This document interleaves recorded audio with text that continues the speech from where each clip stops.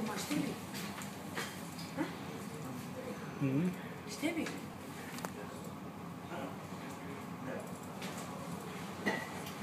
الحين هذه في بنايه وراها فيصل؟ اي هاي البنايه الثانيه هذه طار عليه.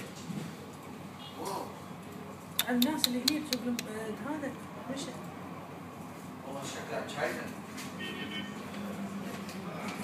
شوي وخر فيصل يعني هذه البيجامه انظر. الدوام سوت اوه شفت النار؟ حتى المعجن هذا خطر. فين المطافي؟ ايه الهبل؟ في مطافي تحت اليوم. في مطافي تحت. مطافي شي يوصلها هم خلي يحطون طيارات بعدين. بس يعني تحترق الكويت بهالطريقه هذه اذا ما هم يعطفون. بس اليوم مو يمعه. والحرايج الكويت تصير اليوم يمعه. هذا قويه. بس شوف هناك قاعد يصير حرايج هناك تحت بالارض بعد. ايوه بس احنا ما نشوف شيء هناك. مش كانت بتنزل؟ كانت بتنزل ولعت. حلوه دي.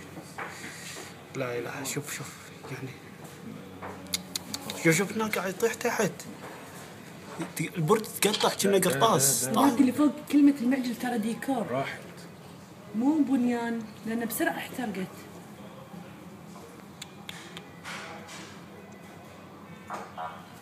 يا وينكم؟ لسه هنا يا ولاد. لا ما هي ما لها شغل. ما شغل ازاي؟ دي مسخره. الاسطوره معانا. ايه هيروحوا يطفوه امتى؟ لما يولع المبنيين كاملين؟ ما عنده ما في معدات يعني لا طيارات ولا شيء يعني هذا الشيء يساعدهم فوق. النار قاعد تطيح. شوف النار. في هليكوبتر. وي كويت سيتي صار فيها ضجة.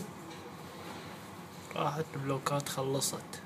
البلوكات بعيدة عنها من صوبها. نروح نستغل الفرصة نروح نشتري لنا كم قطعة قبل تحترق بضاعتهم. لا مو سوق هذا عمارة تحت الإنشاء. واحترق المعجل اللي عنده. الحين نشتغل هذا العمارة شوفين هذه الطويلة هاي البيضة. جنب المعجل راح تحترق.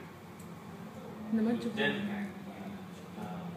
بس هاي كلمة فوق المعجل كلها كانت ديكور لأن الطاح شلون تنتفت.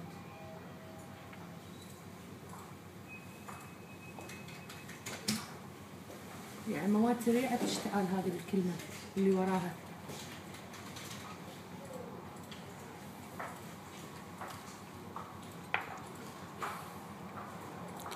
هذا النايلون مو برج شوف صار فيه قاعد يذوب روحه.